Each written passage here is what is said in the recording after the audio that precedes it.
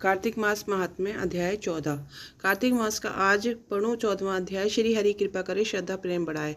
तब इसको इस प्रकार धर्म पूर्वक राज्य करते हुए देख देवी देवता शुद्ध हो गए। उन्होंने देवाधिदेव शंकर का मन में स्मरण करना आरंभ किया। तब भक्तों की कामना को पूर्ण करने वाले शंकर ने नारद जी को बुलाकर देव कार्य की इच्छा से उनको वहां भेजा। शंभु भक्त नारद शिव की आज्ञा से देवपुरी में गए।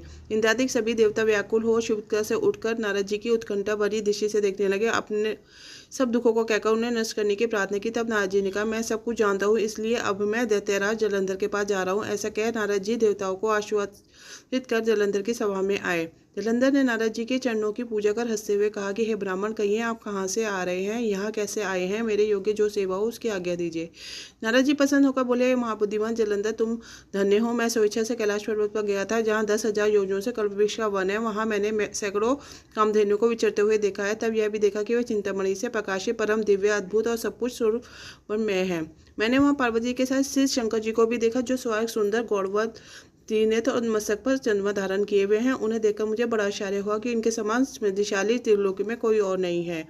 दैत्येंद्र, उसी समय मुझे तुम्हारी स्मृति का स्मरण हो गया। उसे देखने की इच्छा से मैं तुम्हारे पास चला आया हूँ। यह सुनकर जलंधर को बड़ा हर्ष हुआ। उसने नारद जी को अपने सब स्मृति दिखा दी। उसे देख नारद ने जलंधर की बड़ी प्रशंसा की और कहा कि निश्चय ही तुम त्रिलोकपति होने के योग्य हो। ब्रह्मा जी का हंसयुक्त विमान तुम ले आए हो, और भूलोक, पाताल और पृथ्वी पर जितने भी रत्न आदि है सब तुम्हारे ही हैं। ऐरावत, ऊंचे श्रवा, घोड़ा, कल्पवृक्ष और कुबेर की निधि भी तुम्हारे पास है। मणियों और रत्नों के ढेर भी तुम्हारे पास लगे हुए हैं। इससे मैं बड़ा प्रसन्न हूँ। परंतु तुम्हारे पास कोई श्रीधन नहीं है, उसके बिना तुम्हारा ये ऐसा फीका है। तुम किसी श्री रत्न को ग्रहण करो। नारद जी के ऐसे वचन सुनकर दैत्यराज काम से व्याकुल हो गया। उसने नारद जी को प्रणाम कर पूछा, ऐसी स्त्री कहाँ मिलेगी जो सब रत्नों में श्रेष्ठ हो?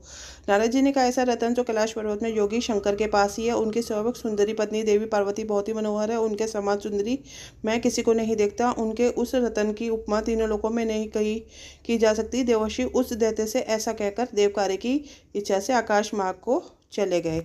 इसी के साथ कार्तिक मास महात्म्य का 14वां अध्याय पूर्ण होता है। ओम नमो भगवते वासुदेवाय नमः।